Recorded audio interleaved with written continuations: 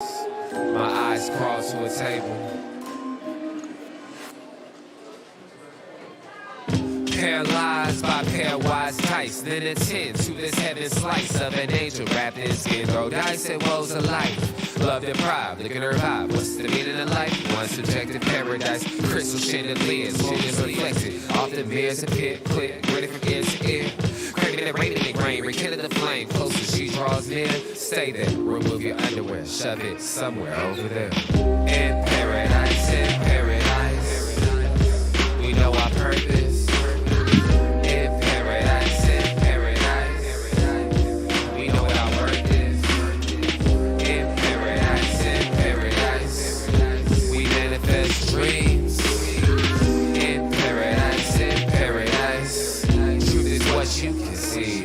Yes, it is. The truth is what you can see. Hello, everybody, and welcome to this edition of the Unpopular Hour. You know, it is Tuesday, so you already know where we are. We are here at one of my favorite places to eat, Georgia's Happy Hog. And if you haven't been here, that's your bad, because you should be here because it is fantastic.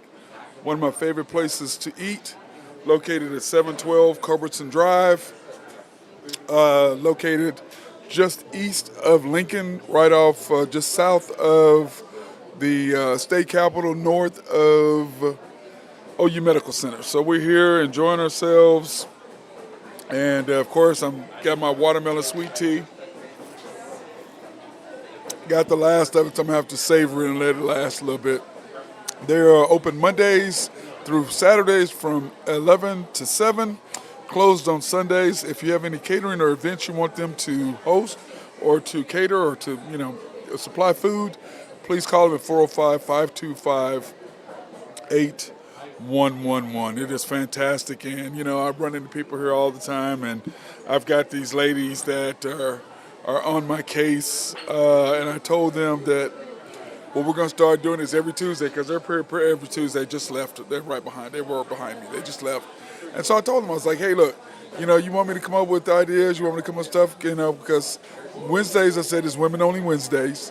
And so they were like, oh, we only get one day, blah, blah, blah. I had a couple guys trying to be on my side a little bit, but I'm not going to get into it because I don't want to get in a fight with the ladies. But, they were talking about Simone Biles, which, that was last week, but she is the most decorated gymnast in the history of American gymnastics. So congratulations to Simone Simone Biles for her 8th championship, coming back after being a 2-year hiatus. So anyway, I want to congratulations to her, and she is amazing, and she does tricks or stunts that only she is the only person in the world can do. So congratulations to her. Of course, U.S. Open tennis has started, and we were talking about women's tennis, and I was like, well, I don't really talk about the U.S. Open until the next week, when it's week 2. Week 1 is, if there's an upset or something, yeah, I'll talk about that. But for the most part, I don't talk about men's tennis either. I was like, I don't talk about anything to do with U.S. Open until it's at the end or something happens that's newsworthy, in my opinion, or to most people's opinion. If something happened, then I'd be willing to talk about it. For just to say it right off the bat, yeah, I'm not really interested in that. So, but I want to thank, YNB for promoting us and sponsoring us to be here today at Georgia's. YNB, family owned and operated since 1912.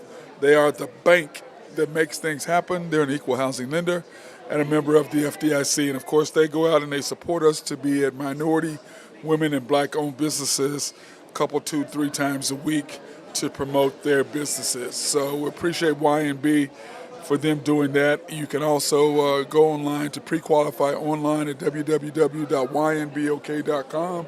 That's www.ynbok.com. Or like our guy Nathan Taylor says, you can come in and see them as well. They don't really care how you do it.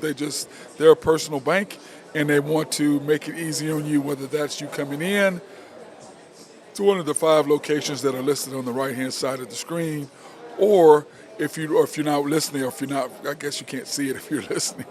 But you can come into the main bank, 401 Elm Street there in downtown Yukon, YNB East, which is on 235 South Yukon Parkway, which is the Yukon Parkway, and 66 or 39th Street. Y&B Mustang, 218 North Mustang Road. Y&B Parkway, which is off Garth Brooks Boulevard and I-40. It's actually just south of I-40 on Garth Brooks.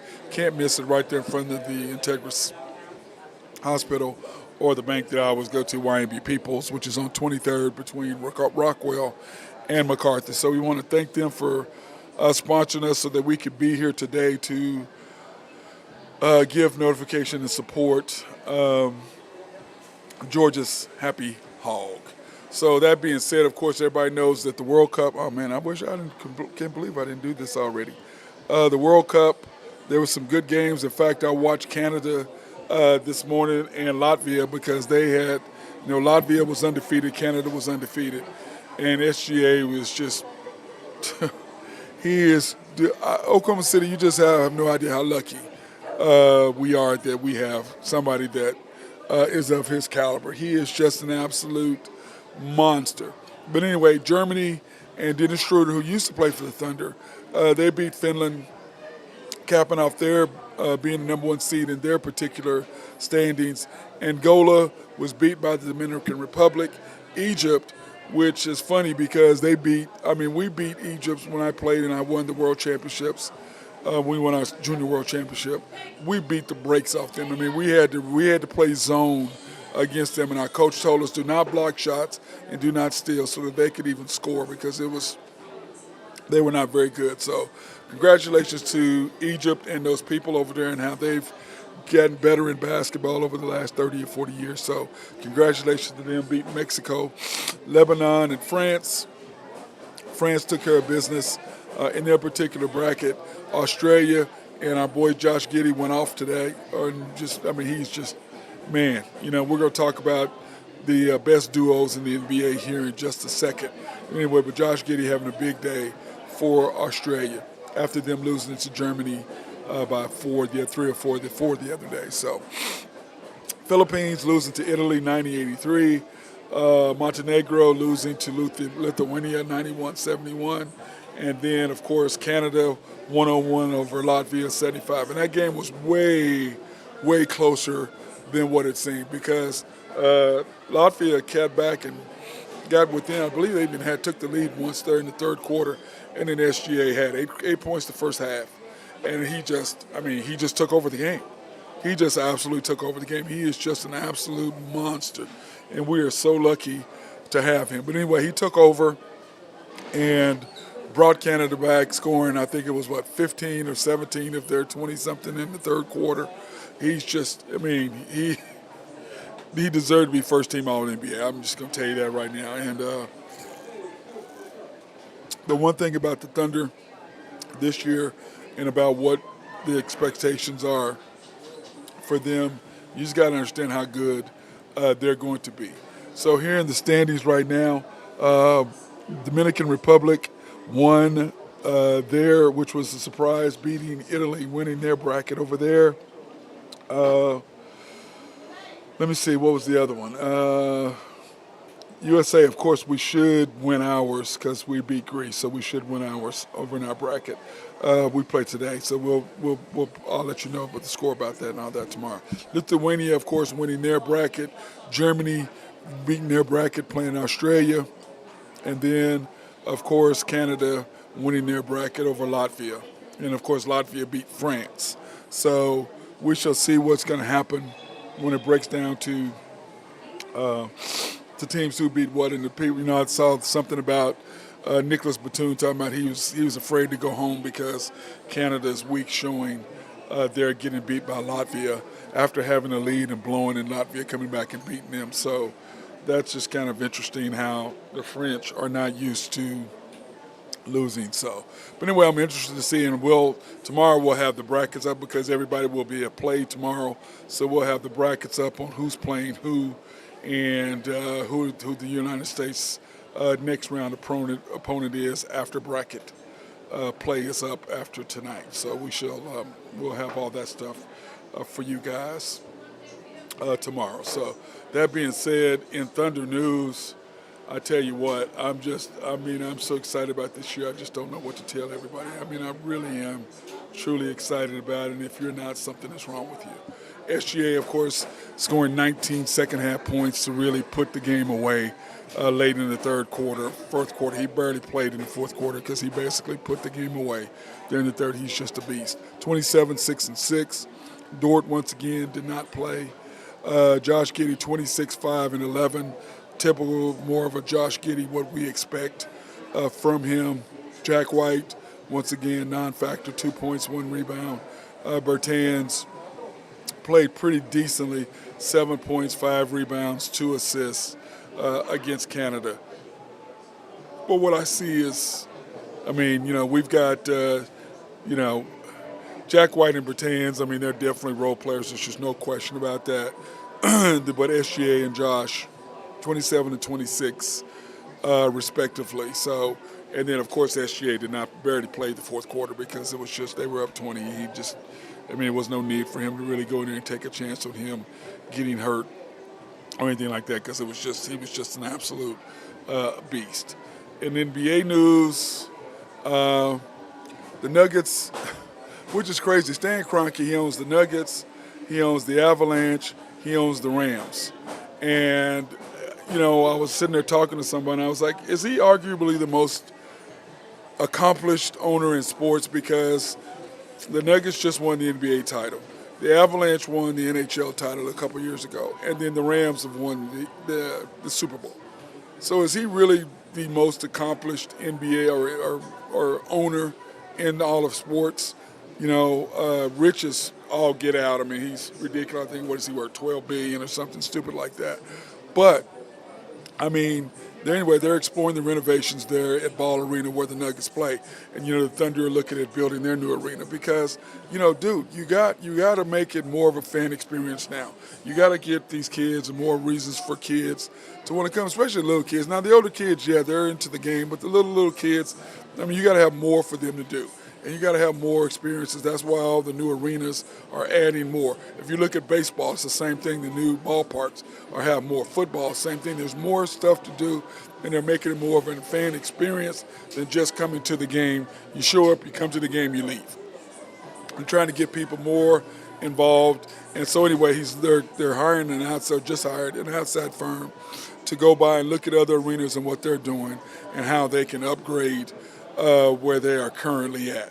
And let's face it, he's in the real estate, so he pretty much can come in and do whatever the hell he wants to do. So, but do I think the Nuggets, they deserve a new arena? They're the NBA champions. Like the Thunder deserve one because we're ascending. And I think that, you have one of the arguably the top 5 or 6 best players in the league.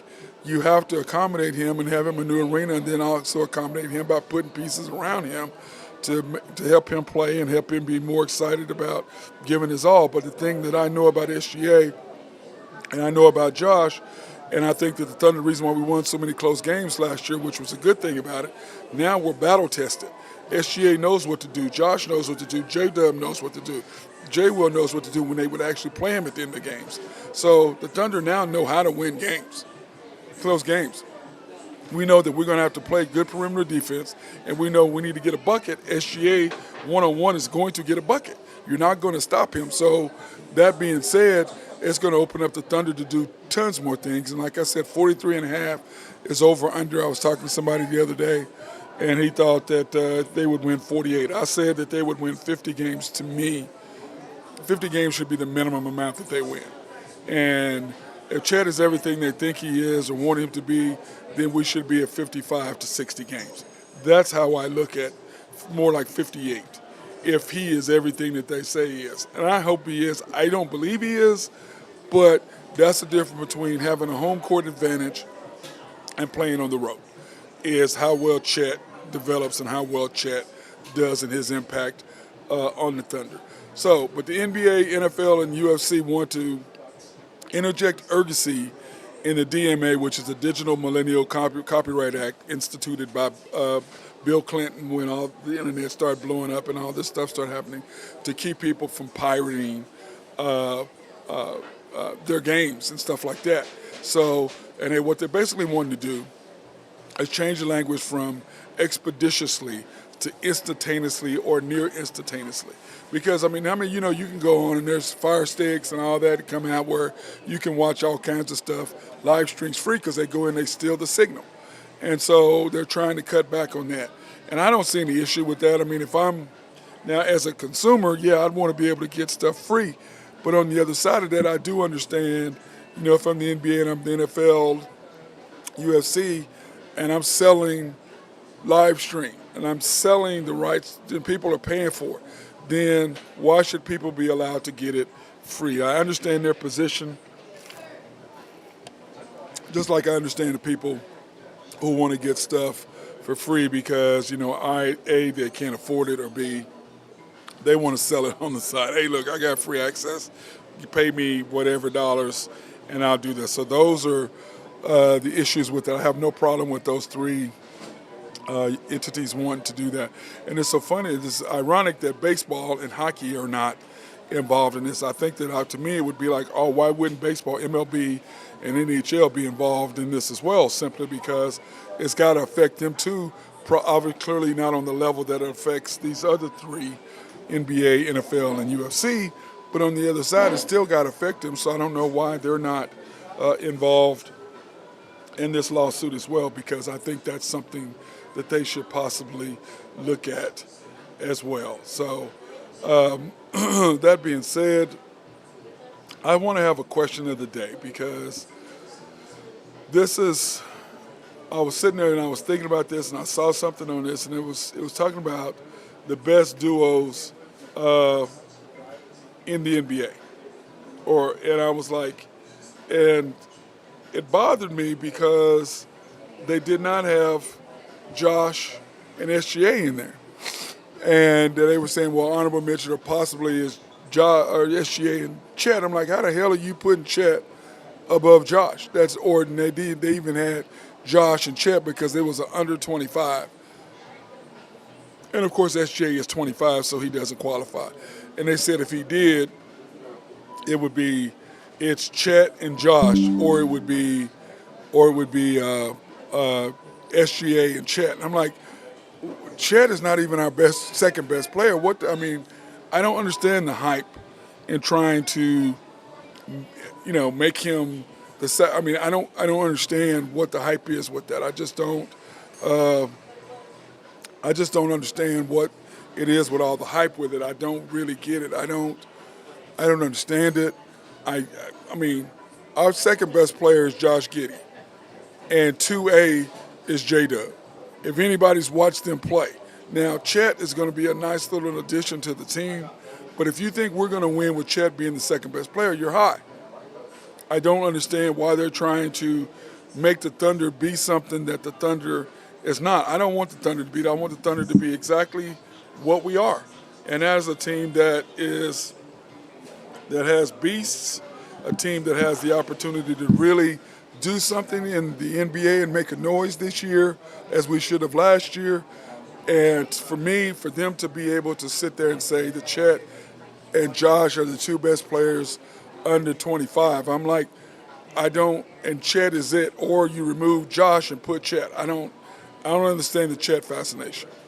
But anyway, here's my question of the day. My question of the day is, the Thunder duo of SGA and Giddey, is it one of the top 5 in the NBA?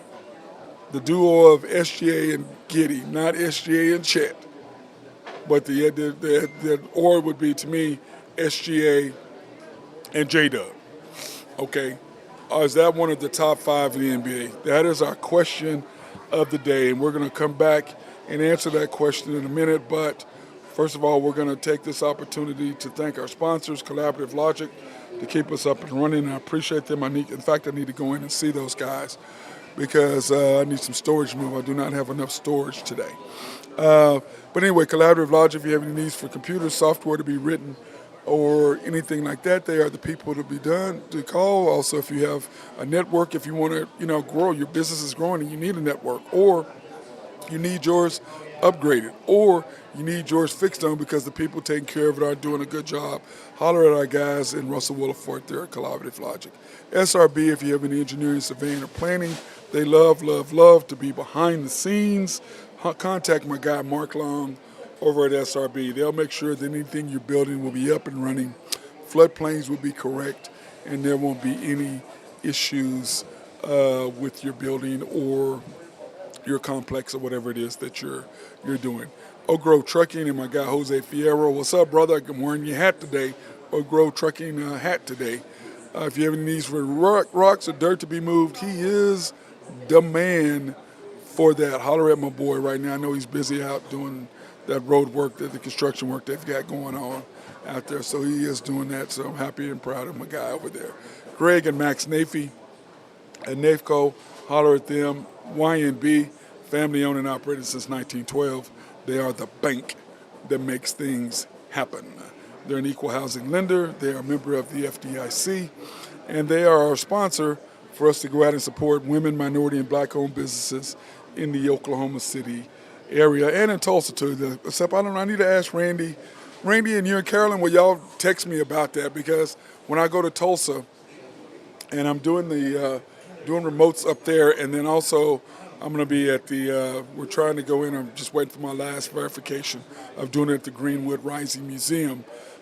Does that count for you guys on your sponsorship? But anyway, like I said, they're an equal housing lender, member of the FDIC, sponsor for us to go out and support minority, women, and black-owned businesses.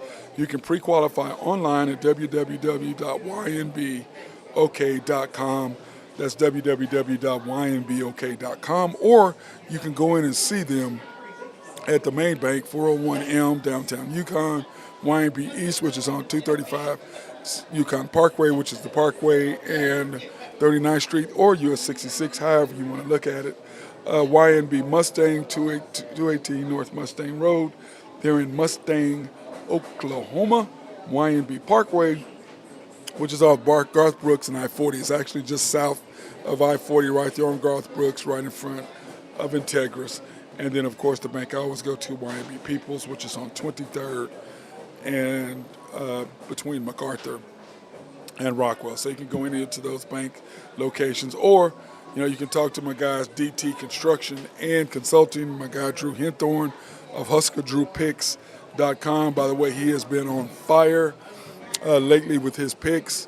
If you have any needs for any construction or any kind of work done, that's painting, that's inside, outside, anything to do with putting rocks on that, he can do all of that stuff. Rock removal, new driveways, whatever it is for construction, he is the man as well as roofing. Contact him at 405-209-4051. That's 405-209-4051. You can also email him at dtconstruction2015@outlook.com. That's dtconstruction2015@outlook.com. They are respectful, local, and loyal, which means he answers his phone if there's an issue. Hit our guy Drew Hinthorn of HuskerDrewPicks.com up for DT Construction and Consulting, 405-209-4051. He is the dude for that, and like I said, anything you need to do, in fact, he's taking care of our guy, High Stick Harry, Ben Dillman's stuff right there, so he's going to be taking care of him right now. So, but anyway, going back to our question of the day. The question of the day is this. Like I said, I saw this thing, and it was on the under 25 best duos. And they had Josh Giddey and Chet as honorable mention. Now, SGA didn't count because SGA is actually 25, and it was under 25. And they did that on purpose and saying 25 and under. They did under 25 so they could leave him off. That's basically what that is, because to me, it's 25 and under. I'm not going to say under 25. I'm like, oh, well, you're 25, so you don't qualify. Well, 25 and under is under 25. Come on now. That's ridiculous. But like I said, they said if they would have included SGA, then it would have been SGA and Chet as the best duos. And I'm like, well, first of all, Chet had even played a second with SGA. Second of all, Josh Giddey and J-Dub are our second best players for sure. So if you're going to count duos, I don't know why you're like I said, I don't understand the fascination with Chet. I just don't. I don't understand it. I mean, to me, it's like I like Chet, no question, but I'm not putting him. I mean, if anybody's watched us play, there's no way in hell you can say that Chet is better than Josh, and Chet is better than J-Dub. That is not happening. Someone asked me the question the other day and said, "Hey, if you had to redo it all again, would you take J-Dub over Chet?" Yes, I would, knowing what I know now. And what person wouldn't if they know what they know now? But of course, that this is hindsight, and we've already seen J-Dub play, so we already know. But when you go look at the team select that played against the USA team, I mean, J-Dub was a beast. Chet barely got off the bench, and J-Dub was a monster. So, yeah, we're going to take J-Dub, and that's why I don't understand the media, why they they just want to promote this guy. I'm like, I like him, but it is SGA, Josh, J-Dub, then Chet, then Dort as far as scoring. But I don't believe Dort. I think Dort's going to shoot the ball a bunch unless the coach does what he's supposed to do. So, anyway, that being said, here are my top 5 duos in the NBA. Clearly, KD and Booker are the best to me. I mean, they're yin and yang. They're unbelievable. So those two are my 1 and 2 best. Number 1 duos, yin and yang. Number 2 would be Giannis and Drew Holiday of the Bucks. And the Bucks have some issues right now because the Bucks are going to have to make a decision on what they're going to do because of the simple fact that Giannis has already said, if you're not going to improve and make it me more championship worthy as far as the players, because they're old. I mean, you're re-signing Middleton. I mean, you're old. I mean, you're wasting his youth by not being able to bring in players. There's players, or how the hell people aren't want to play with Giannis? Of course they would. So anyway, that's going to be interesting to see what develops over there because they built this brand new arena, spending $1.4 billion or whatever it was for it. And then you may not have Giannis in there because your management is not taking care of business by supplying him with talent to go around him. Andrew. Jokic and Murray, they won a championship together, but they did beat LeBron and AD, yes, so I'm just kind of going, even though the supporting cast around them was much better than what AD and LeBron had. So I'm not that big to be honest, I don't know how good of a duo. I don't know if this is too high.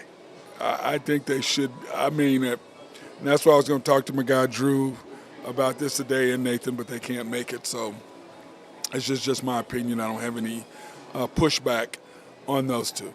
SJ and Josh, to me, are the 5th best. I put them ahead of Luka and Kyrie. And like I said, I don't know how much Josh is going to be ahead of J-Dub, but right now I've got to give him the advantage because, I've watched Josh play in the World Cup. He had a 2-handed nasty dunk on somebody the other day. First time I'd ever seen that. And I just like what I'm seeing for this young man, his continued growth. And I'm looking forward to the 3rd year for he and SGA to play together along with J-Dub, which be their 2nd year playing together. And this Thunder team is going to be really, really scary, I believe. Luka and Kyrie at 6. I just don't. There's a lot. Both of these guys are one-on-one ball hog type players. So I just don't. They just sit around and watch each other. But in talented-wise, individually, no doubt those two are just unbelievable. So that's why I had to throw them in there.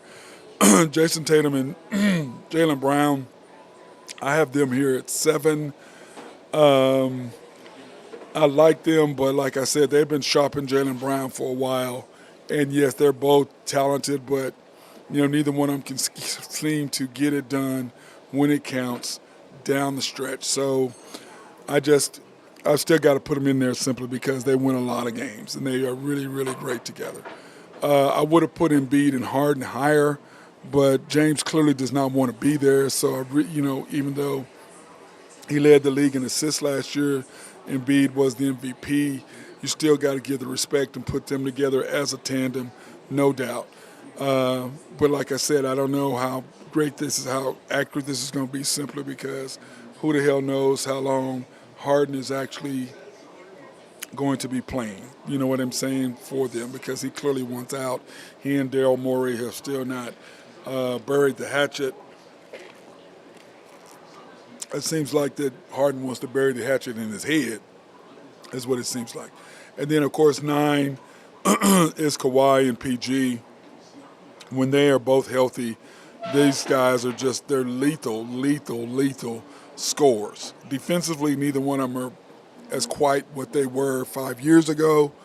Arguably the best 1-2 wing defenders and two-way players in the NBA.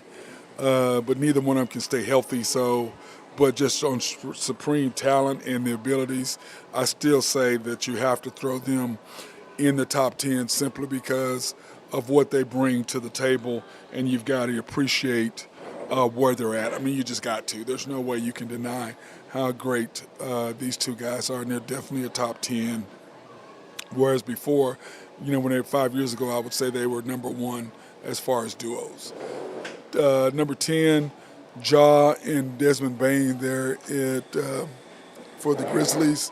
Those two together, Ja is just simply fantastic. He is an absolute monster. Love everything that I see from him.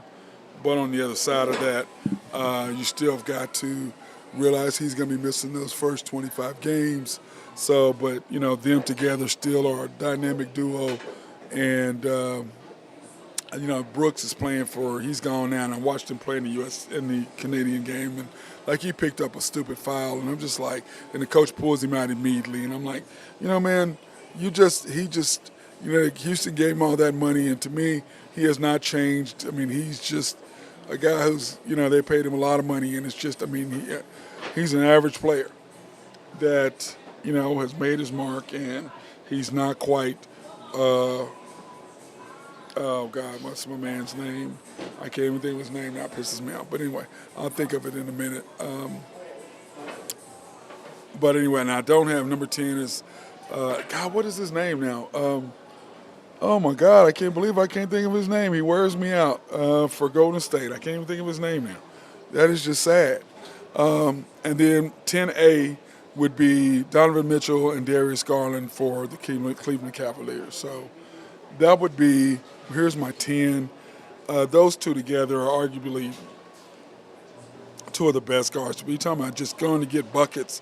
Those two are going to get buckets. But to me, it's at the end of the games, and what can you do defensively and offensively. And no, Randy Wright, I'm not doing SGA and Waters. We're talking about people who play Randy Wright. Randy Wright of YMB is always throwing out some nonsense just to kind of throw me off guard. Appreciate you listening, though, bro. But you got to give me a better list than that. What is his name? Golden State, there's, oh, my God, there's Draymond. That's who I was saying. Books is trying to be like Draymond Green. That's who it was. But I'm just sorry, I just can't do it. But anyway, here are my top 10 duos in the NBA. You know, you can Skype me if you have a disagreement with my list.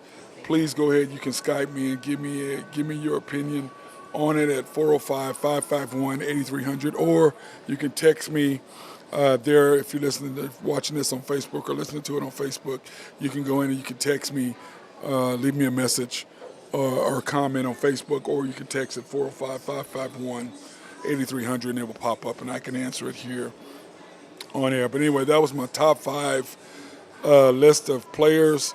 To me, the way that I look at it as far as duos, and we definitely have one of the top 5, even though we're getting, once again, no respect at all. Now, at Santa Fe Family Life Center, of course, tomorrow, next Wednesday, is the final sign-up date for fall ball, which is September 8th through October 28th. It's Fridays and Saturdays, first grade through high school for boys and girls. And there is the URL code right there for you to go ahead and you can sign up that way. You can scan that for an 8-game season, $350.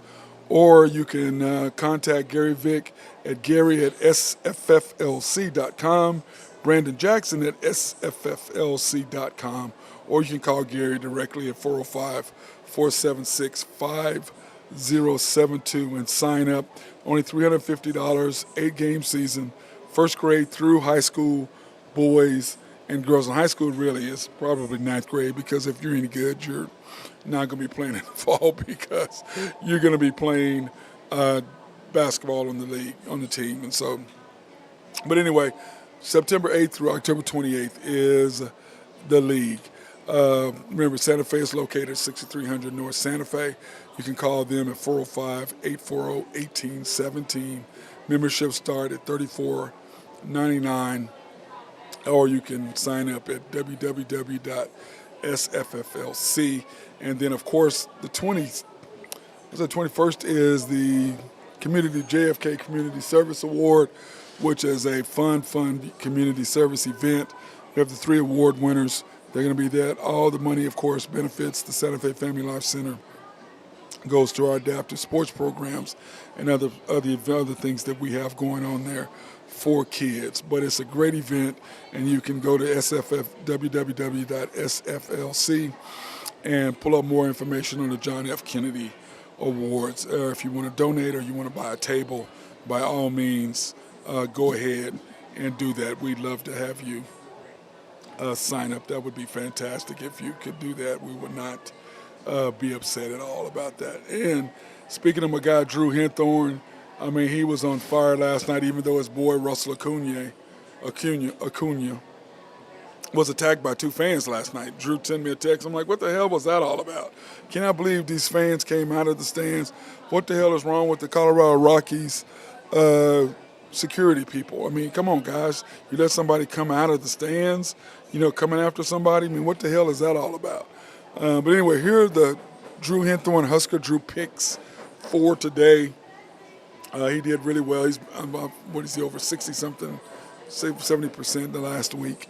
He's taking the Mariners in the money line 297, the Dodgers minus 196, the Yankees plus 105, the Brewers plus 113, the Stros plus 107, the Blue Jays money line minus 198, and then of course rounding it out with the Marlins, he's taking the money line minus 114. Which, like I said, go to HuskerDrewPicks.com and check out his picks. Like I said, he's been on fire lately, getting his picks in and doing the things that he's been doing. Really excited about what Drew does. He's really, really good, by the way. If you want to win money, he is the man to do that, and especially when you can win over 55 to 60% of your games. 6 out of every 10 games, you're a winner. You want to do that for sure. He's been on fire, and especially when basketball season comes, he's really ridiculous on that. And especially all of his little picks, first quarter picks and stuff like that he throws out there. It's just unbelievable. And you can talk to our guy Ben Dillman, High Stick Harry, about that, because Ben bets with him all the time, and he's really appreciative. Or his wife actually is really appreciative. Kind of, because she benefits extremely from, she benefits very well from Ben's picks, from Drew's picks, but Ben following Drew's picks online, and plus Ben doing his own thing. So that being said, here's the college football schedule this coming weekend. I didn't put all the teams, I just put some of them on here. Starting out with Florida and Utah on Thursday. Florida at number 14, Utah. My guy, Florida. I got to call my boy and give him some crap about that when I see him tomorrow at the gym. Ben, of course, Dr. Ben, got to give him some crap about his Florida Gators and get his thoughts on that. But they're playing number 14, Utah. Utah is minus 6.5, over under 45.5. And that game will be at 7 p.m. on ESPN. And, of course, we'll have Jerome really to talk further about stuff like that tomorrow, and on Thursday he'll be giving the really breakdown on why you should bet these games and who is, what he's going to do, the over-unders and all of that. On Saturday, you got number 20 OU versus Arkansas State. OU is minus 30, Arkansas State plus 34, over under 58.5. We both think that's a lot of points, but we think that OU should for sure cover that. And I think Drew was taking the over on that, if I remember him correctly. But like I said, I won't talk about that. I'll let him go into it himself. Virginia versus number 12 at Tennessee versus number 12 Tennessee. Tennessee minus 28.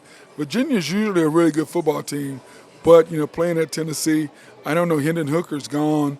Is the backup quarterback really going to be that good? Is Virginia that bad? For minus 28 with the over/under 57.5. We'll still see how that rates. And then, of course, Colorado versus TCU. TCU minus 20. I still think that's a lot of points. Over/under 64. Drew says take the under. We'll talk more about that, but I think 20 points is a lot. I don't think Colorado's as bad as what people think they are. I don't think TCU is as good. They lost a quarterback, and they lost to the one guy who seemed like he took out every quarterback in the Big 12 in order for TCU to do what they did. Number 3, Ohio State at Indiana. This game's going to be, Indiana's plus 29. Man, that's a lot of points. Whenever I see stuff like that, is Indiana that bad? I thought they usually play Ohio State pretty good. Clearly, Vegas does not think so. Over/under 59. And if you notice the trend here, look at over/under 45, 58.5. 45.5, 58.5, 57.5, 64, 59.5, and then. I'm just like, man, these over-unders are high, saying that they don't think there's going to be a lot of defense played is what it sounds like to me. Boise State versus number 10, Washington, at Washington and Pullman, minus 14.5, over-under 58.5. I think this is going to be a good game. Boise State has always been tough, especially when you don't have to play them in that blue field, but they're still tough and hard to deal with. So, but we'll see what Washington is really making, especially they're going to make that jump to the Big Ten. This is a statement game for them right off the bat. Number 11, Texas versus Rice, plus 35, over/under 59.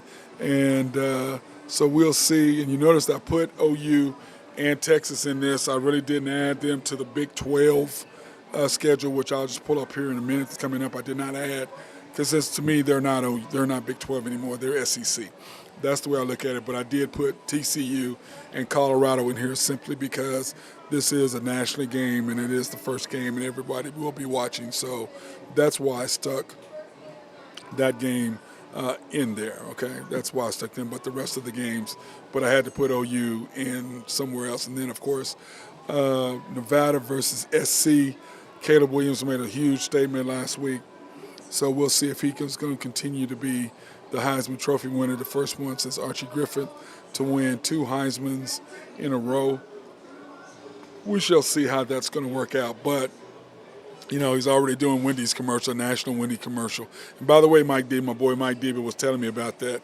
It was Matt Leinart, and that's what I was telling him. He thought it was Reggie Bush, but it was Matt Leinart, the one that was in the commercial. I have not seen the one with Reggie Bush yet, but I know that Matt Leinart, saw him in there. So anyway, Matt Leinert's still making money even though he's no longer the quarterback at SC. But, we'll still see how that works. It's going to turn out.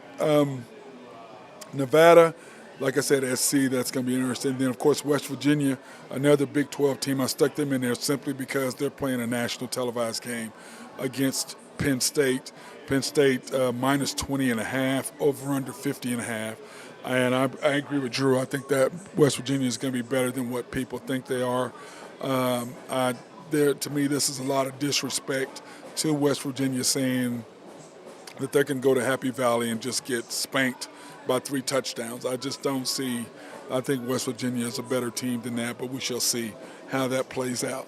Number 21, North Carolina versus South Carolina. South Carolina plus 2.5. Over/under 63.5, and I just don't know.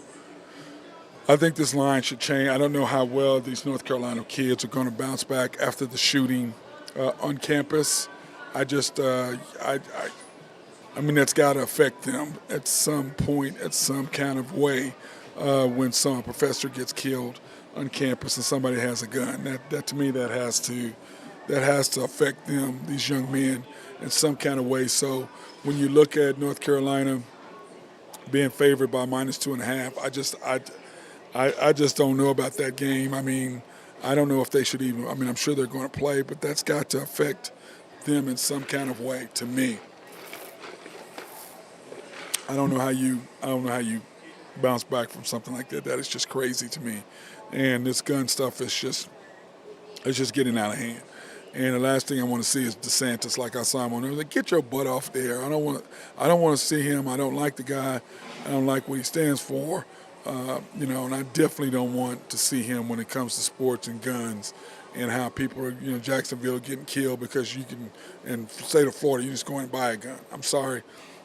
I talked about it nauseum yesterday, and it's just frustrating to me.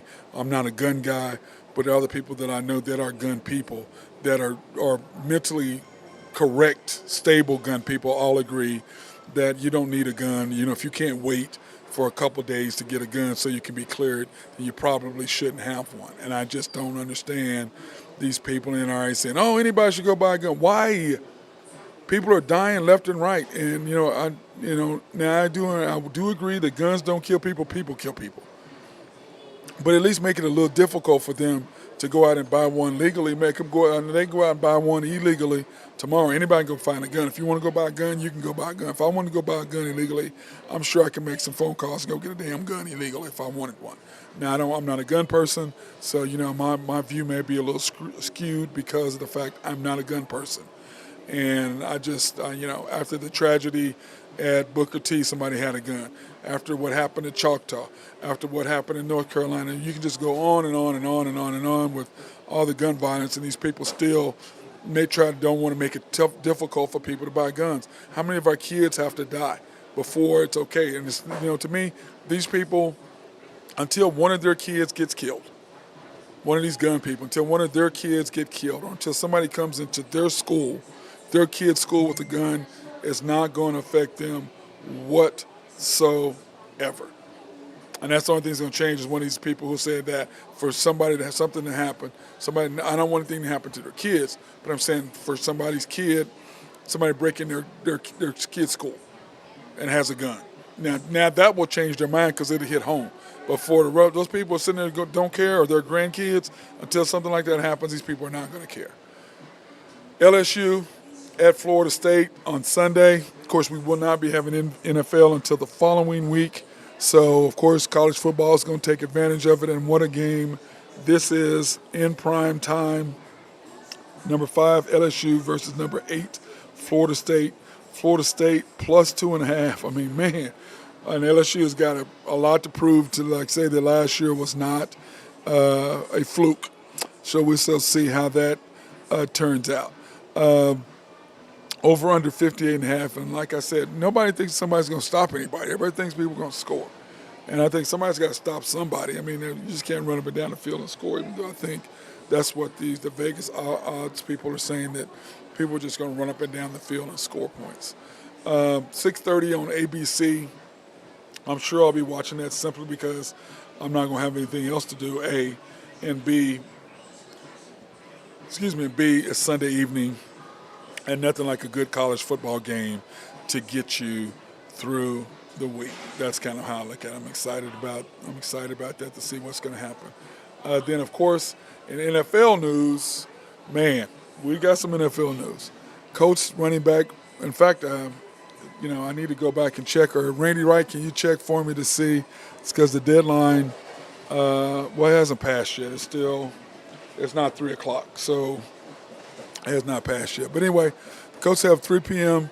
to have made a trade because the 53-man cut down is then. So they have until 3 o'clock today to trade, or Jonathan Taylor to come up with the trade, or he will be stuck with the Colts. And the question is, if he's stuck with the Colts, is he going to stay where he's just there, and he's not getting charged? Because unlike Chris Jones, if Chris Jones didn't show up today, he could possibly lose. Even if he showed up next Thursday, he could lose $2 million. The Chief could hold back from him for his first 2 weeks. So Chris Jones is there, and he's trying to get something done. But, Joey Bosa hasn't signed yet either. So I'm wondering, or excuse me, Nick Bosa hasn't signed. He's still holding out. So I'm wondering, they decide one of them wants to be the highest paid player, so they're waiting on the other. The difference is this is not costing Nick Bosa money. It's costing Chris Jones money. Not costing Nick Bosa money because this is not his second contract. This is his second contract coming up. This is Chris Jones' third. So next time Nick Bosa does it, he will be charged. But right now, Chris Jones is the one losing money. But what to me, Chris Jones is, I just don't understand is that, okay, you've lost $1 million right now. You could lose another $2 million. If you stay out to week 8, that's another $10 million. That's another $8 million, which puts you at 11 or 12. Then you turn around, and if they franchise you next year, it's going to cost you another 10. So that's a $20 million deal. Over how much money you're willing to lose? Over how far are y'all apart that you're willing to lose this amount of money that you're never going to make up? And then on top of that, your legacy is gone. Because if the Chiefs don't win and they lose because you weren't there, then your legacy and what you could have done in the NFL as far as what you could have done with the Chiefs for the rest of your life, because what people have to understand is it's the money that you make later when you're gone. I mean, you look at these Chiefs, these guys, Bobby Bell and these guys are still around. They're still making money off the Chiefs. They're still making money through Kansas City, through charities and through different businesses and stuff that you can get involved in because these people are so thankful. Think past where you're at, Chris. Think when you're 40 and 50 and 60 years old, you can still be making a bunch of money. And that's Jonathan Taylor. It's not quite the same thing there in Indianapolis simply because he has not played there long enough, A. And B, I don't understand his acrimonious attitude toward him. I don't get that. I really don't. But at the same time, I do understand Jonathan Taylor saying I want to be paid. But to me, the Colts, you've got a new quarterback. Would be nice, it would really help him on play action if you could fake the ball to Jonathan Taylor and freeze the linebackers and the safeties for just a minute to allow him to give him lanes. And then he can hit Jonathan Taylor for yards after the catch. So there's different things like that you can do that for whatever reason they're not doing, and I don't understand their philosophy. Now, granted, is Anthony Richardson, man, that watermelon sweet tea is good. The question is Anthony Richardson going to take up probably some of his yards through scrambling? Yes. But how can you not? I mean, he's just been a monster for the Colts. I just don't get it. But then also, the Colts waiting so long before that. I mean, how is he really going to go find somebody this late for what the Colts want?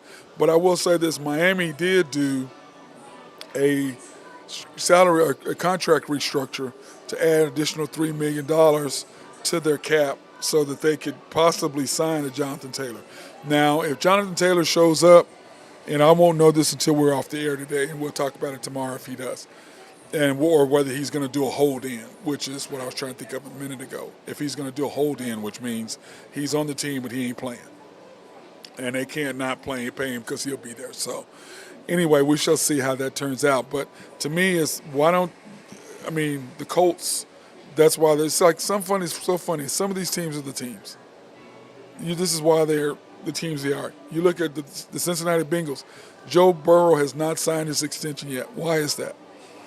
We figured that right after everybody signed, he'd be the last guy to sign, 5% higher than the next guy, which means he would be the highest paid NFL quarterback. But are they trying to keep T. Higgins? And are they trying to keep Jamar Chase? And are they trying to keep Joe Burrow? Then that should be done because all of them know that, okay, we're taking salary cuts. So we already know that. We're all going to take less money in order to stay together, but it would be a significant amount of money that they would have to take less. And let's face it, Joe Burrow is not doing national commercials to supplement his income like Patrick Mahomes is, or like Josh Allen is, or even Justin Herbert's kind of coming in and doing something. Jalen Hurts even slid in there and did a little commercial. But anyway, the whole thing is that he's not doing that. So I don't really get, what is the hold up here? And because to me, you already know what you're going to pay. Now, they did finally sell them. They are the cheapest. He was the cheapest owner, let's face it. This is new for him, which someone made a point today. This is new for the Bengals to be in this situation because they didn't pay anybody because they had the cheapest owner. They didn't have a indoor facility, which is just ridiculous. So now you have a team, and it's taking you long. Just what you got to pay the guy, paying 5% more than the next guy, or he can do a team-friendly deal like Mahomes does. But Mahomes can get away with it because Mahomes is making another $20 million off the year, off the $10 or $20 million a year in commercials off the field. So his salary may be 45, but it's more like 55 or 65 million. Is what Mahomes is making totally because he is the quarterback of the Chiefs. So that has a lot to do with that. Joe Burrow is not really making that. He's not doing national commercials. So is he going to do a team-friendly deal, or is he going to do it? So it's interesting to see, are those three collaborating to figure out, okay, how much can we do together that we all can live off of, that we can keep this together to possibly win a Super Bowl, which is, in today's generations, those guys really don't do that. So that's going to be interesting. But it's weird that he has not signed a contract yet. I think that's very, very weird that he's yet to sign. Bills linebacker Von Miller is out for at least 4 games. Of course, remember he had the ACL, and so he's on the pup list. So he's going to miss at least the first 4 games. And let's face it, the Bills have not been the same when he's not in the deal. Jets running back Dalvin Cook says the Super Bowl winning the Super Bowl is very realistic for them, and I think it's interesting since they have not won it. I mean, they haven't been to the Super Bowl in 50-something years, since 68, I believe it is. 68. So they haven't been to the Super Bowl since then, or 67, or whatever it is. So they haven't been to the Super Bowl since then. They haven't made the playoffs in I don't know how long. I just, a lot has to go right for them. They have a tough schedule to start the season, so we shall see how that's going to turn out for them. I'm not so sure that they're going to be able to do what they think the hell they're going to be able to do, but we shall see. Once I said, again, we've already talked about Nick Bosa holding out along with Chris Jones. And, the question is, who is waiting for who to sign? Is that the issue that we're waiting for? Who's going to sign first? Is Nick Bosa wanting to be the NFL highest paid player, or is Chris Jones trying to be the NFL highest paid player? I believe that the 49ers can afford to stay without Nick Bosa, especially him being a edge rusher, versus the Chiefs without Chris Jones. But the Chiefs are clearly dug in. Chris Jones is dug in. But to me, Chris Jones has way more to lose, and he's going to lose up to $20 million because the franchise tag next year, if he's doing the way he's doing it now, he's at $10 million. No. If he didn't sign up today, if he's not there today, then that means he could lose the first 2 paychecks automatically. Chiefs don't have to pay him 2 paychecks. That's $2 million plus the $1 million in fine he's already lost. Already. I just don't understand Chris Jones and his mentality as far as how this is, I can afford to lose. Nobody can afford to lose $20 million. Yeah, on principle, on what you're trying to do, over how much are you trying to lose? And that's the thing with these guys. And that's what the thing with their agent is. What I'm trying to say is to Chris, bro, when you're only playing another 3 or 4 years, 2 or 3 years, you're going to be very good. So you got 3 or 4 years left. So you're going to be what, 35? And then what's going to happen after that? You're going to be retired. Then you're going to alienate all the Chiefs fans because you didn't do what you're supposed to do. You cost them a chance to win back-to-back championships. Now all of a sudden you've lost all the opportunity to make money in your 40s. In your 50s in business deals because you've got some money, and these guys who got money, they can help you out and do deals with you. They'll be bending over backwards to do business deals with you. Are they now? No, you better go back to Mississippi or wherever you went to college. I think Mississippi State. You better go back to your hometown now because you're burning your bridges there in Kansas City and you're losing money. Just don't understand the mentality. I don't understand the mentality where you're thinking. I mean, you've already lost $1 million. If you don't show up today, you're going to potentially lose another first 2 paychecks. Even if you show up next Thursday for the first game, that don't mean they have to pay you. They can take them now. Of course, the Chiefs wouldn't do that, but that would be 2 paychecks right there. So that's a little over $3 million. Then you're going to miss 6 more games after that. That's $8 million or whatever, plus what you've already lost. Plus, on top of that, you've got to look at the fact that your franchise tag for the following year is going to be 10 million short. So you're going to lose the 10 million you got now plus the 10 million next year. Over how much? Over how much? I don't understand it. And once again, I think it's deeper than that. And like I said, I believe the Chiefs got rid of Frank Clark for a reason. And that's what I think. And so, hey, what's up, Drew? What you doing, man? Oh, dude, just living the dream, Matthew. Living the dream. Well, good. You have a good golf How's game your today? day going? Good, man. Just got, we're just getting ready to end, man. I did your list. I, Well, I went over the that's all college right. meals. And, Hey, yeah. HuskerDreamPicks.com, 8-1 last night. Yeah, Not bad. I was telling them that you're 8-1. Do you want to go over your picks today, or do you want to let it go? We can. It doesn't matter. You about to get off? No, You already gave them I'm out. just chilling. I'm just chilling. I was just getting ready to get off because I was done with my NFL news and all my stuff. But we can go back over your picks. And I did the college deals, but we'll go over yours anyway since you're here and you can go go over it better than I can. Talked a little bit about your boy Cunha last night, Yeah. dude. I saw the Craziness. highlights of that, dude. What the hell was that? Yeah. Wow, Well, wow. that second guy made him nervous. You Yeah, couldn't tell hey, what he was going to do.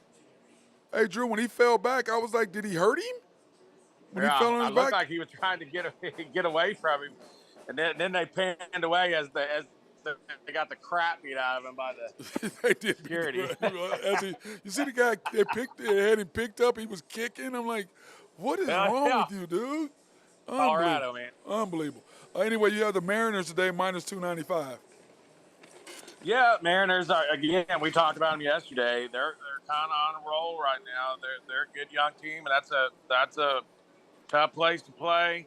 And I like them again. The A's are the worst team in baseball. I mean, so I'm Yep, low. They should win and win easily. yep. Then you have my Dodgers, man. You got my Dodgers and the Yankees today. You got my They teams on it killed me today. last night. I tell you what, I got a little argument today. Somebody was telling me they think Mookie Betts is going to be the MVP, and I was like, Yes. boy, Yep, he took over the lead as far as the favorite from Acuna. I just don't see how you. I mean, Acuna's the best player in the league. Eye test, stolen bases, fielding percentage. I don't know. I mean, Betts hits more home runs, a little higher batting average, but I don't know. Best player on the best team Yeah, usually well, I wins, know, but but we'll see. it depends on what the Dodgers do and where they finish, I think. Yankees minus 105. Playing well. Tigers are terrible. Tigers are the second worst, one of the worst teams in the league, and just like the Yankees, kind of finished strong. Yeah, but my Yankees, dude, they're just, God, man. Dude, it's so hard to watch them, Drew. It really is. It's really hard to watch them. Your Brewers plus 113. Is that a date? That must be a night game. Yeah, let's see. Yeah, Brewers Cubs. I took the Brewers tonight, getting plus money against the Cubs. Cubs are kind of up and down right now, and Brewers are playing well. I tell you what, that National League playoff is going to be something else. Yeah, it is. I might I mean, actually watch the whole thing this year. there's gonna be some the heated rivalries. Some of these teams, like the Dodgers and the Braves. I mean, they played each other 4 out of the last 5 times in playoffs. Yeah, isn't that crazy? Yeah, Hey, I think they know each other. yeah, I think they and they know each don't other. like each other really. No, they really don't. Of course, then you have my Stros plus 107. Yeah, and more and more that I look at the Astros, every day they seem to get better and better. I think they're between them and the Rays. I think in the American League. Yeah, I tell you what, how they could get their boy back, Yeah, that's just pathetic. I mean, it's they're gonna be ridiculous. tough. They're gonna be so tough to beat in a They series. they really are. You're They gonna re- you have to outscore them like the Braves did 3 years ago. You have yep, to outscore them. to win. That's So exactly right. Blue Jays minus 198.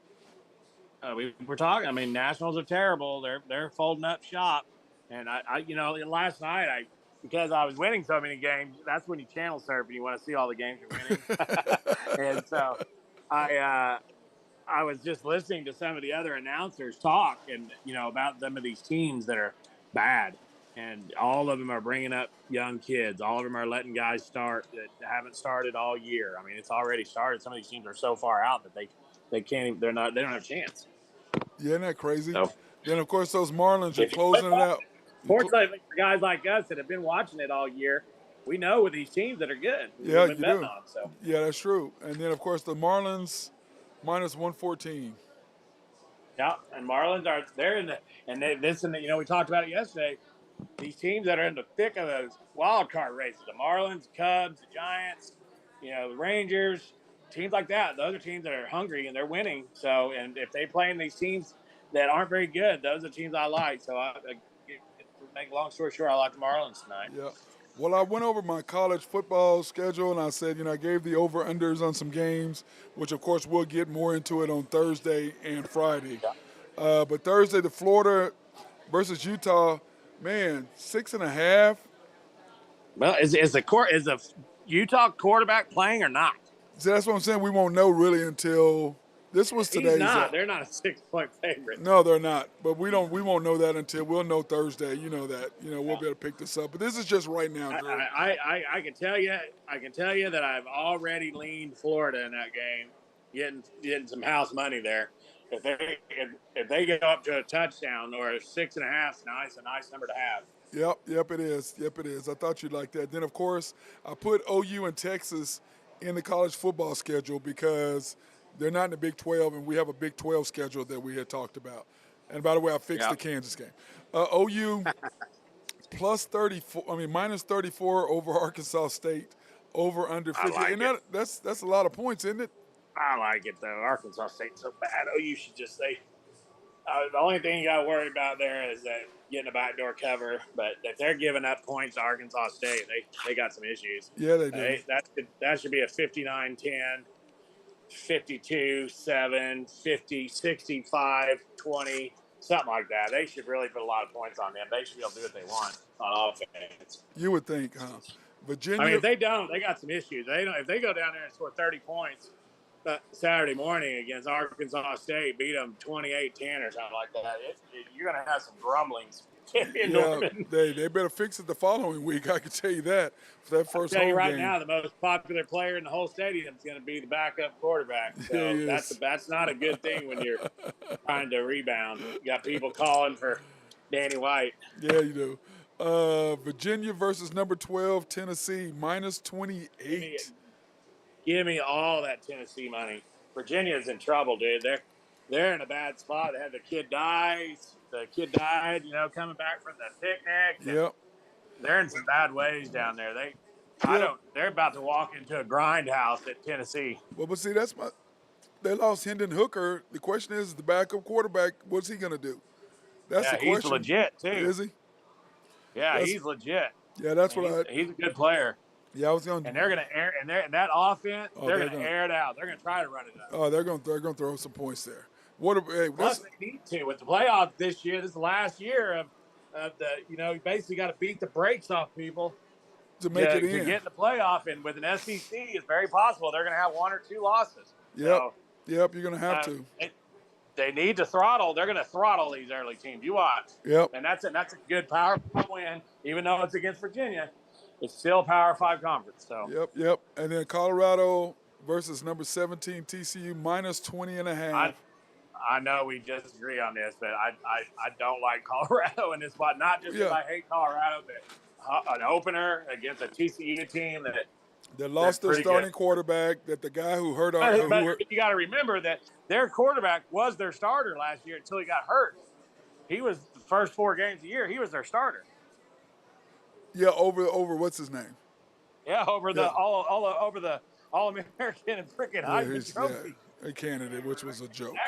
That guy doesn't even play if that other kid doesn't get hurt. Yeah, it's ridiculous.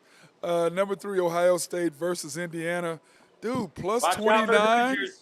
Hey, watch out for the Hoosiers. You heard it here first. Yeah, I said something about that. I said, didn't you tell us yesterday that was a... Yeah, that's a lot. And let me tell you, Indiana, I know it's Indiana, but I'm telling you, that's a tough little sleepy environment. It's an opener. Ohio State with a new quarterback. I know they got weapons, but I think they'll win. But by 30? Yeah, that's what I said. By 30, I thought. At Indiana, too. Man, yeah, I think I'll be taking Indiana and might sprinkle a little bit on some over action. Yeah, 59.5. Yeah. Yep. Then you got Boise State versus number 10 Washington. Washington only 14-point favorites. Yeah, I think Boise might be in trouble there. That Washington's got that transfer quarterback, and he's a Heisman Trophy hopeful right now. That Paniak or whatever his Whatever name his name is, is, can't yeah. remember. He's really good. They're kind of going to look a lot like Notre Dame. I bet they come out clicking. I Yeah. don't think 14 is enough in that game. And that's Yeah. not a whole lot of points. Plus, they're trying to get ready to go to the Big Ten, so they're really going to have Yeah. to try to make a statement. That's what I said. It was a statement game. I could see a for them. 49-24, 49, 40, 42, 24, 42, 21, somewhere in that neighborhood. Yeah, we got to see how good Washington's defense is. That's what we're going to find out. Then Yeah. then Texas. And Boise really isn't Boise anymore. No, they're really not. They're not that powerhouse that they used to be. Yeah, it doesn't seem like. But still, as long as they're not, as long as they're not playing that damn blue field. Yeah, and they are rivals. I mean, you never know in those games. Yep. Number 11, Texas versus Rice, plus 35. Shouldn't it be more than that? Dryden, I was talking with Dryden earlier, and he loves the Texas first half line at like 19.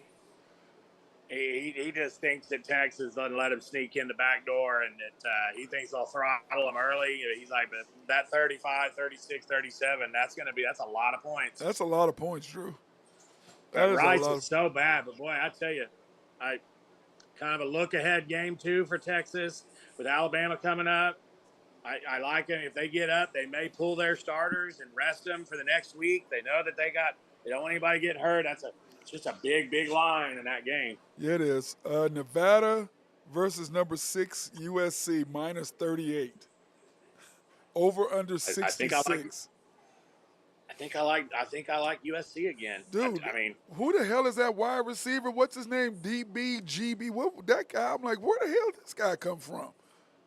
I can't. I asked that same question, but I can't tell if USC is if they're just a media baby and everybody wants them to be so good because they're California and Lincoln Riley and man, it's fun to watch them play, or was San Jose pretty good because everybody this morning talking San Jose up like they're some great team. When I was looking at it going into this weekend, as I was going to bet against San Jose again. You said that, yeah. You said that. But I don't know. I mean, it's going to take me. The logic says, boy, take 38. That's a whole lot of points. That's a whole lot of points, especially with USC's defense. You know what I'm saying? And I need to look at. But that's what I'm saying is everybody on the radio is all over San Jose and about how good they're going to be. And one guy said they're an 8-win team this year. And I'm like, what? I'm like, yeah, that sounds. They won 2 games last year, and now they're jumping to 8. That's a lot of games, isn't it? That's a lot of games. Yeah. That's a lot of games. I'm like, I need to look at Nevada a little bit. What's Nevada got? They might be terrible. Yeah, for 38, yeah. West Virginia at Penn State, number 7 Penn State. We talked about this. We talked about this. Yeah, minus 20 and a half. That's a lot of points, isn't it, Drew? I like West Virginia there. I mean, it's a backyard brawl. They don't like each other. First game of the year. I think it's going to be closer than people think. And I could be wrong. I normally Penn State gets better as the year goes on, and they're kind of working out the kinks early. Yeah, plus kind of what they do. Yeah, and this is first game, 6:30 in BC. Yeah, I think it's going to be a good game. Yep. But then we have. I won't put a lot on it. I don't have a good feel for that game. I just look at it and I'm like, man, West Virginia and Penn State are right there in each other's backyard. That's probably every recruit in the world on both sides of the ball are going to be there for both those teams. You just think that first game of the year, they've had all summer to prepare for the other one. Yep, in Happy Valley, too. Yeah, and that's the only thing that scares me is Penn State could come out and just run them off the freaking field. Yep. So I don't see. Yeah, then I just talked about before you came on, I was talking about UNC, number 21 UNC at South Carolina. Plus South Carolina is plus 2.5. But I was like, man, how is that going to affect those players, man, after the shooting yesterday? I mean, that's got to affect them. Somebody having a gun on your campus. Am I safe, or can I go back to my house, to my dorm room? Are they going to come in campus? Yep. Are they going to walk into the field? I already liked South Carolina in that game. I think old boy at South Carolina is going to have a great year. I think the quarterback, old OU quarterback, I think he's going to have a good year. Yeah, Spencer Rattler. Yeah, and I think that was going to be a showcase between Rattler and May. And Rattler is going to try to show out because Ray's getting all the pub. Yeah, Drew Mack. Rattler is going to try to throw it all over the field and catching some sweet money points at home on an opener. Yep, 63 and a North Carolina half. is notorious. And North Carolina is notorious for losing an early game. How do you feel about that 63 and a half? Isn't that a lot, Drew? Seems like a lot. Or they just both going to run up and down the field? I think both of them are going to score. It might be right at it. I can see a 35-31 game. Yeah, who has the ball last? Drake Mays Yep. or Spencer Rattler? Who's going to have the ball last is going to win. Then, of course, that last game on Sunday. Woo! Number 5 LSU versus 8 Florida State. Florida State plus 2.5 at home. Whoa! How are you giving up points at home? Over under 58 and a half. I don't know, dude. I'm not a big Florida State believer yet. They're gonna have to show me something. LSU's got that quarterback for LSU's good. That might be. They're gonna be a top 5 defense this year. They're gonna be able to run the ball. I like Jefferson at Florida State. That's gonna be a good game. Kind of like the under. Kind of like just sit back and root for 2 defenses because they might be 2 of the best defenses in the country. Yeah, it's going to be a 6:30 Sunday night game. No NFL. It's going to be prime time. Perfect. They played last year. It's a field goal, right? Yep. And it's on ABC, so it's like, yeah, everybody will be watching that game, man. Everybody will be watching it, seeing what the hell. It'll be a slugfest. I bet that's a good game. Yep, I agree with that. 5 against 8. I mean, that's kind of how you do it, and they couldn't have planned it any better either. You know what I mean? They knew that'll be a good one. I think that's gonna be a physical football game. Both those teams got running quarterbacks. Yeah, we'll see. I think it's a hell of a game. That's gonna be a good game to watch. Well, LSU especially since they're trying to prove something that last year wasn't a fluke with them. So that's going. Florida State's getting all the early season pub. Yeah, they aren't they? So for a team that was 500 last year, 7-6 or whatever, they beat OU. They're coming in riding high off that bowl win, I guess. I mean, a lot of people got them as a sneaky pick to go to the playoff. Yeah. I was like, man. Well, to me, Drew, we talked about that too. Is about everybody talks. I saw the thing with the ACC talking about they're all meeting together. Florida State and Clemson and North Carolina are going to the SEC. Yeah, I'm sorry, too. They're not staying in the ACC. Sorry. No matter who you're trying to bring in, no matter who you're trying to bring in, those 3 are gone. The money is just too big. I don't know. Notre Dame doesn't go to the Big Ten. Notre Dame. The Big Ten has thrown everything but a kitchen sink at Notre Dame to try to get them to come. Well, Drew, they're just signing their contract with NBC again. So they have their own money. They don't need the Big Ten. They don't need anybody. But the whole point is that they're still everybody loves them. They know that if they're winning the games, they're going to be playing against certain teams. They know that the committee is going to stick them in, whether that's number 8 or 7 or whatever. They're going to stick them in. They know that because it's Notre Dame. Yep, that's true. And especially when the playoff expands, of course they're going to get in. Yeah, that's what I'm saying. When the playoff expands, that's what I mean. Whether it's 7 or 8 or whatever. But on top of that, it ain't like it's not like all these other schools being enticed by the money, like with OU and Texas. Yeah, $100 million. Right on the head. Just think if you got like an 8-4 Notre Dame sitting out there, and 10-2 Oklahoma State that had a shitty schedule, but Notre Dame played all their schedule and they're at 8-9-3. Who do you think's getting in there? Oh, Notre Dame.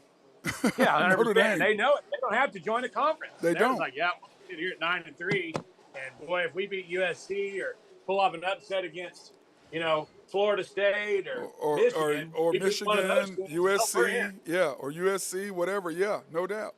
But like I tell people, when Notre Dame gets ready to sign a deal with NBC, they have their own contract. Yep. Okay. Yeah, Texas thought the Longhorn Network was going to be that. That took a nosedive. Yeah, I took a nosedive. That wasn't going to happen. But you know what I'm saying? It's like the Yankees with the Yes Network. Same thing. When when it was growing, they were buying every free agent in the world. That worked out pretty good for them too. But now not so much now.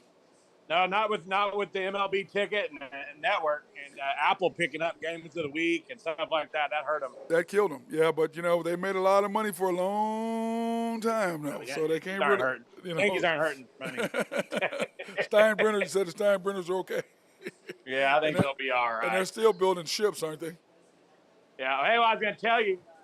So just next time you see Michael, man, say, "Hey, dude, I heard you went up 7 holes early, and then got just blown by on the back 9 and lost by 4 holes." Did you did you play with Gary today? You and Jonesy? Yeah, Did Gary. he? So he Yeah, we actually beat him. played good.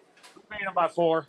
Oh, so he actually played good today, Gary? Because you say he normally doesn't, Jonesy. Gary played well for 3 holes, 16, 17, 18. Other than that, my back and leg are killing me. Kind of like what you do for me.